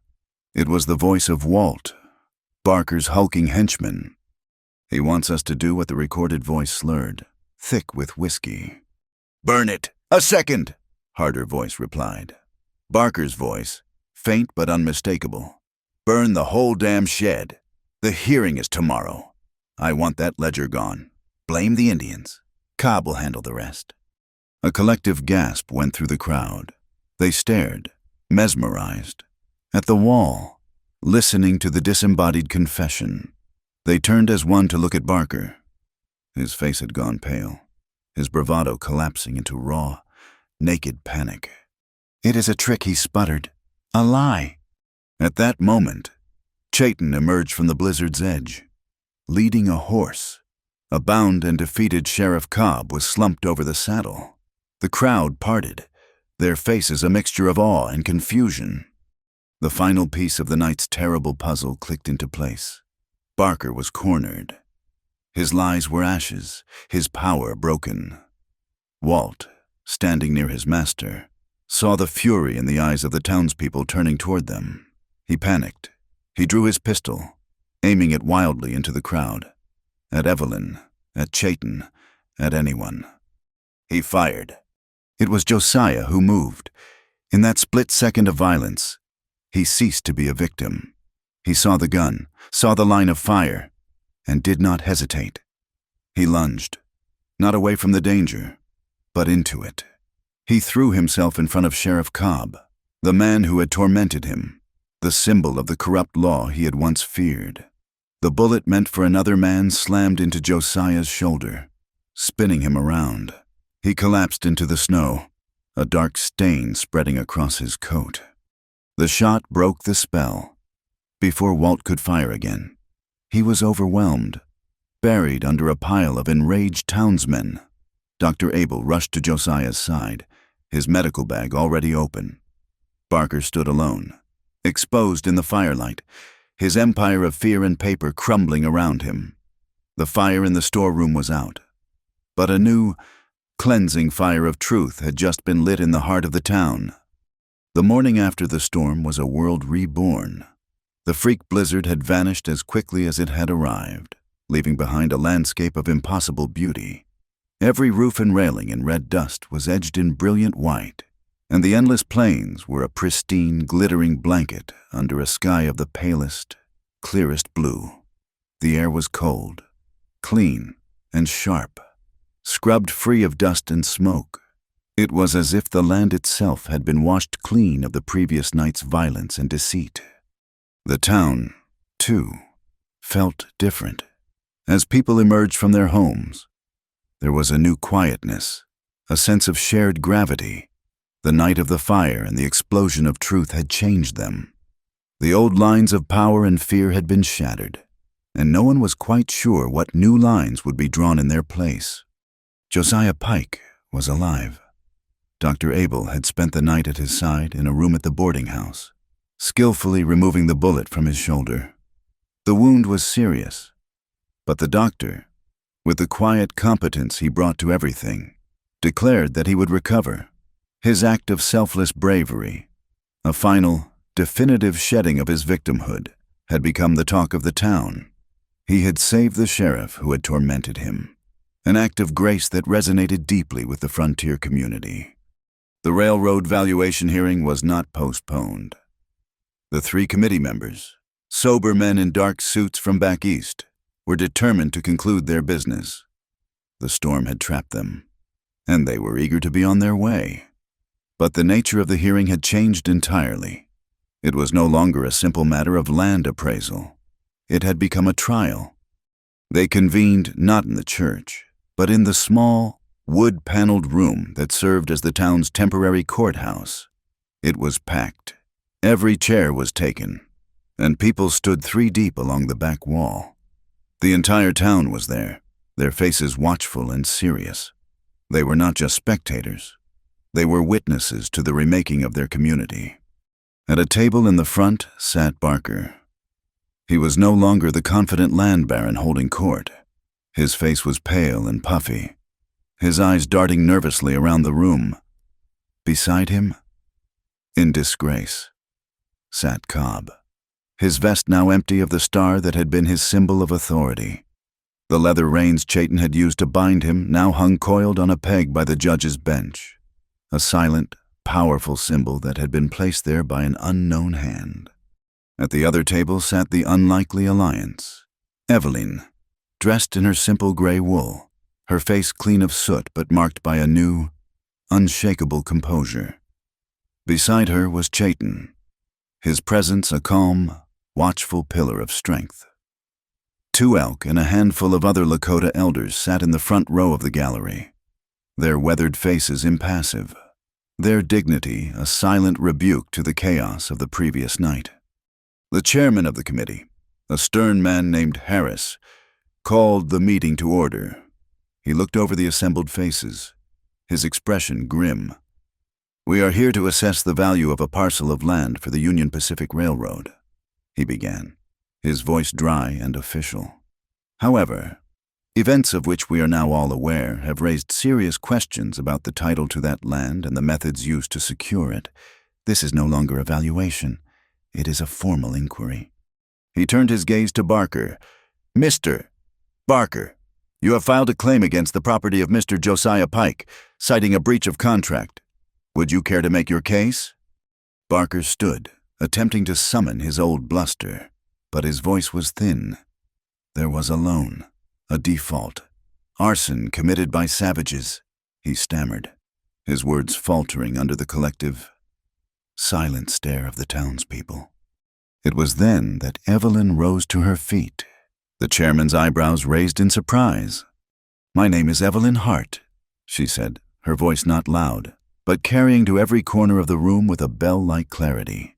"The contract Mr. Barker speaks of was not a loan agreement. It was a trap, and I have the proof."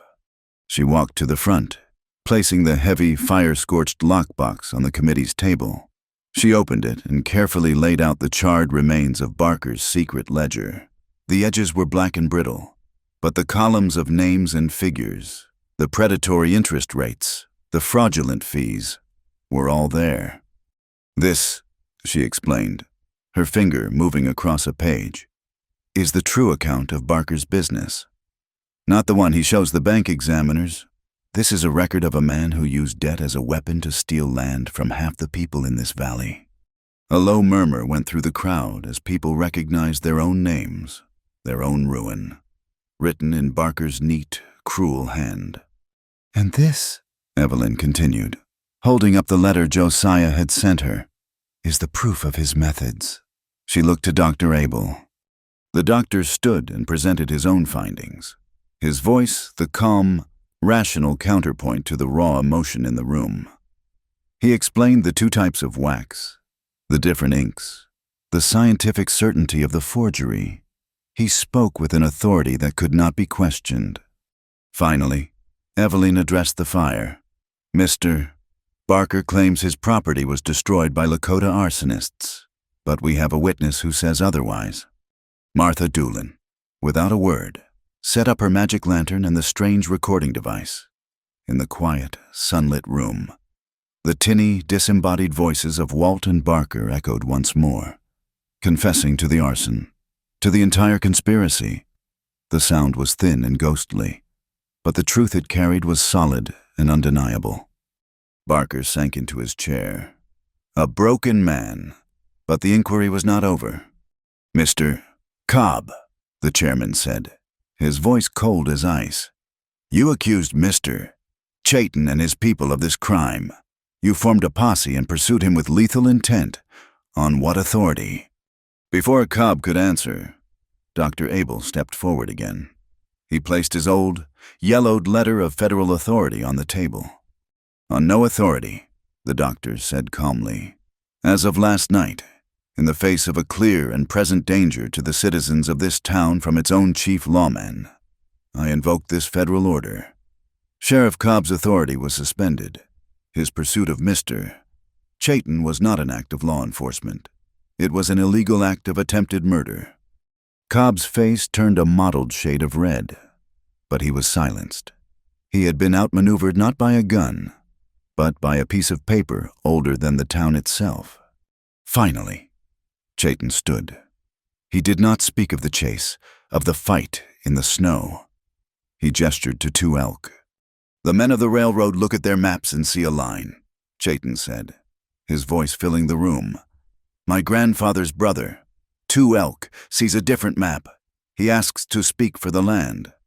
Permission was granted with a hesitant nod from the chairman. Two Elk rose and spoke in the soft, flowing cadences of his own tongue, his hands gesturing toward the window. "Toward the plains beyond," Chayton translated, his voice imbued with the old man's gravity. "He says that long before the Iron Road, there was the Buffalo Road.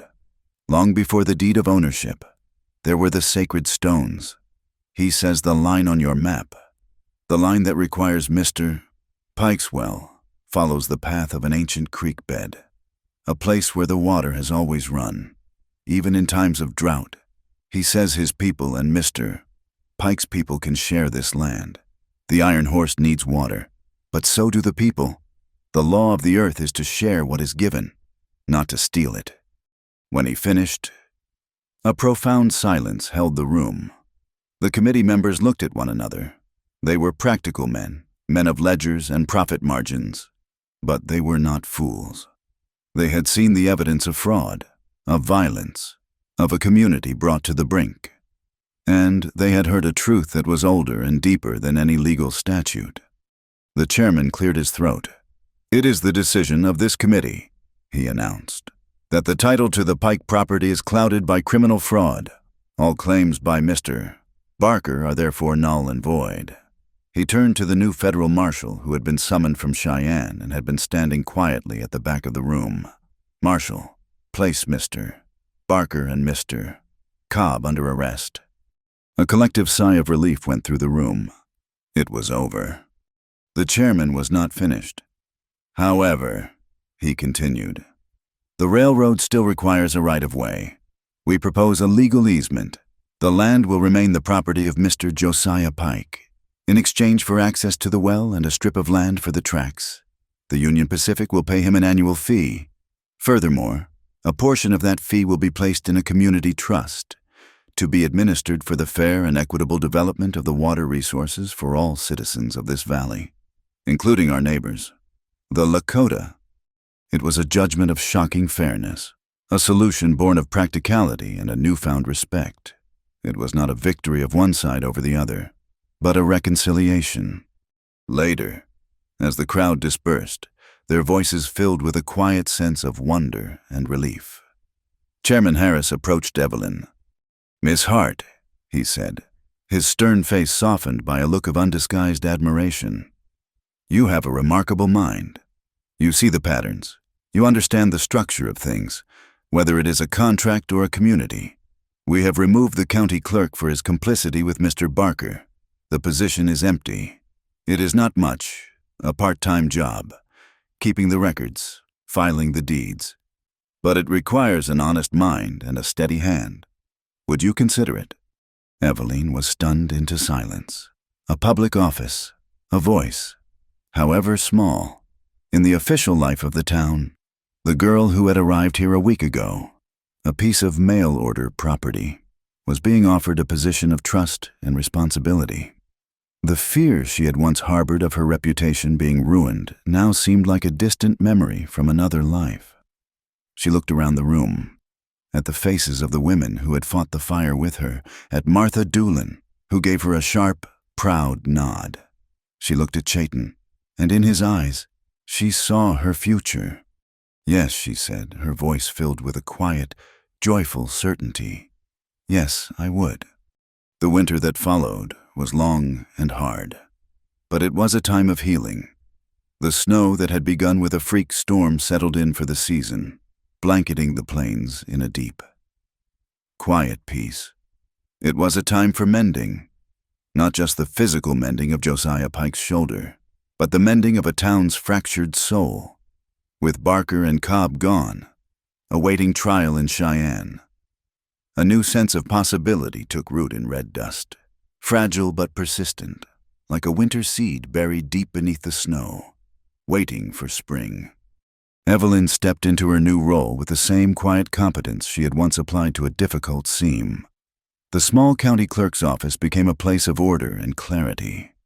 She organized the tangled mess of deeds and claims Barker had left behind, her neat, precise handwriting bringing a new and unfamiliar honesty to the town's official records. The people of the town, who had first viewed her with suspicion, then with pity, now came to her with a quiet respect. She was no longer the mail-order bride. She was Miss Hart, the county clerk, a woman whose word was as solid as the rock of the high plains.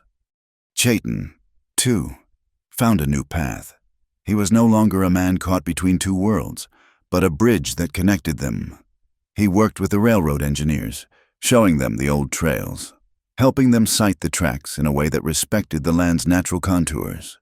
He became a mediator, his calm voice and unwavering integrity earning the trust of the Lakota and the white townsfolk alike. The warrior's fire still burned within him, but it was now tempered by the wisdom of a peacemaker. Spring arrived not as a gradual thaw, but as a sudden, glorious burst of life.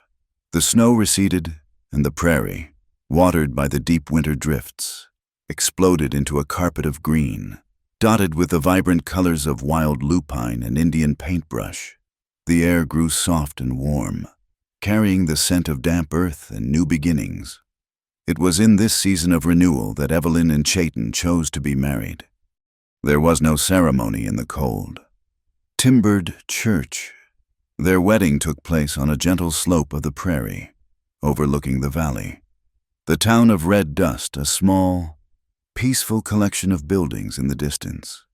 The guests were the small, unlikely family they had forged in the crucible of the past months of fully recovered Josiah Pike, his arm in a sling but his eyes clear and steady for the first time.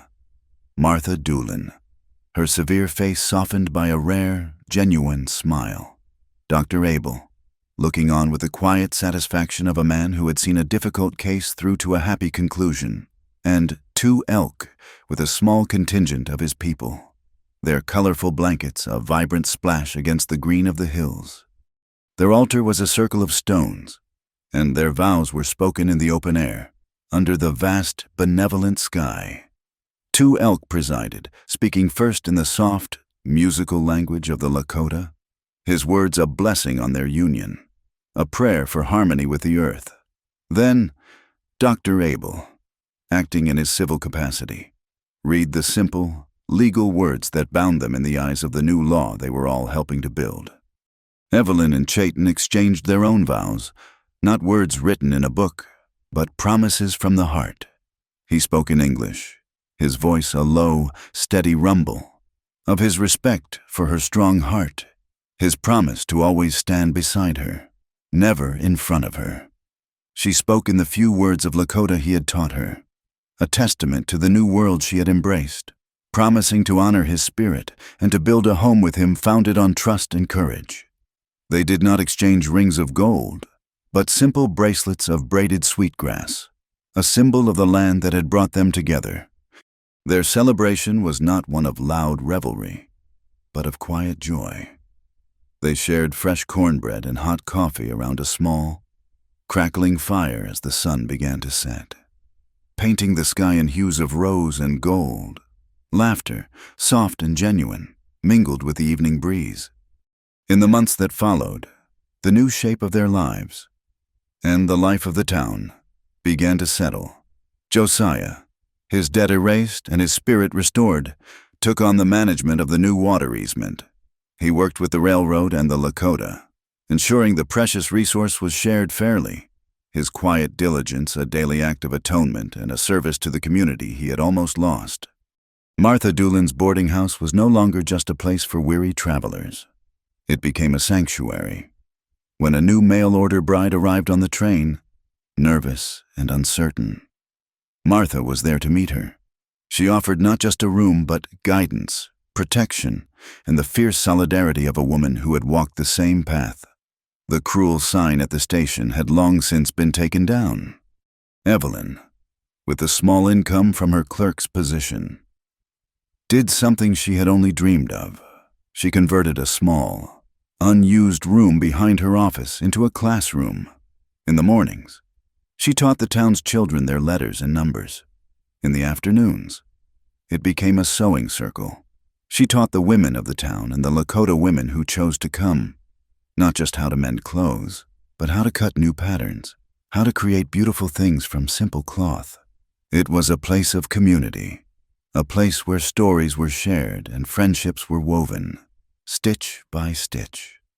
Chayton started a school of his own. In the open air of the prairie, he taught the young boys, both white and Lakota, how to ride, how to track, how to understand the language of the wind and the signs of the seasons.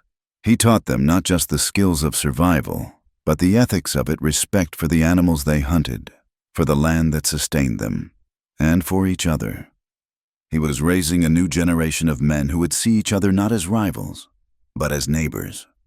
One warm evening, as the last of the sunlight gilded the high plains, Evelyn was sitting on the porch of the small, sturdy house they had built together near the creek. It was a simple house, made of sod and timber, but it was solid, and it was theirs. She was mending one of Chayton's shirts when she saw the mail carrier's wagon approaching. He had a single letter for her. The postmark was from Boston. Her heart gave a small, nervous flutter. It was a connection to a life that felt a world away. The handwriting was the familiar, spidery script of Mrs. Gable, the elderly, stern owner of the tailor shop where she had spent her youth. She opened it with a sense of trepidation. Inside was not a letter, but a small, heavy object wrapped in velvet cloth and a single sheet of notepaper. She unwrapped the object first. It was a pair of sewing shears, the steel dark with age, the handles made of worn, smooth silver. They were Mrs. Gable's finest shears, a treasured heirloom she had never let anyone else touch. The note was short, the words stark against the page. Evelyn, it read, "I have sold the shop. I am going to live with my sister in the country. I have no use for these anymore. You were a better stitcher than you ever knew. A girl with hands like yours should not be mending the frayed edges of other people's lives. It is time for you to cut the threads of your own fate. The enclosed is the deed to your indenture, marked paid in full. You owe me nothing." Evelyn stared at the note, then at the beautiful, deadly sharp shears in her hand. She had not realized, until that very moment, that a part of her had still felt indebted, still tied by invisible threads to that gray world of her past. With a few strokes of a pen, the old woman had set her completely and utterly free. Chayton came and sat beside her on the porch step as the first stars began to appear in the deepening twilight. He saw the shears and the tears glistening in her eyes. She did not need to explain. He took her hand, his fingers warm and strong around hers. They sat in comfortable silence for a long time, watching the moon rise over the plains. In the distance, the faint, lonely whistle of the evening train echoed. No longer a sound of arrival or escape, but simply a part of the landscape. The new, steady heartbeat of the country. "You remember that evening?" Evelyn said softly, her voice filled with a quiet wonder. "In the livery stable. It was my 7th day." "I remember," Chayton said. She turned to him, the moonlight soft on her face. She looked into his eyes, and in their calm, kind depths, she saw the reflection of the vast, star-dusted sky, a universe of peace and promise. She saw her home, a smile, radiant and full of a joy so deep it was almost a prayer, lit up her face. She leaned her head against his shoulder and whispered the words again, not as a choice made in desperation, but as a vow renewed in love. "I'm staying. Thank you for listening to our story. We would love for you to comment where you are listening from, so we can all connect and share our thoughts. And please subscribe to my channel Wild West Tales, like the video, and support us further by pressing the hype button so our story can be heard by more people.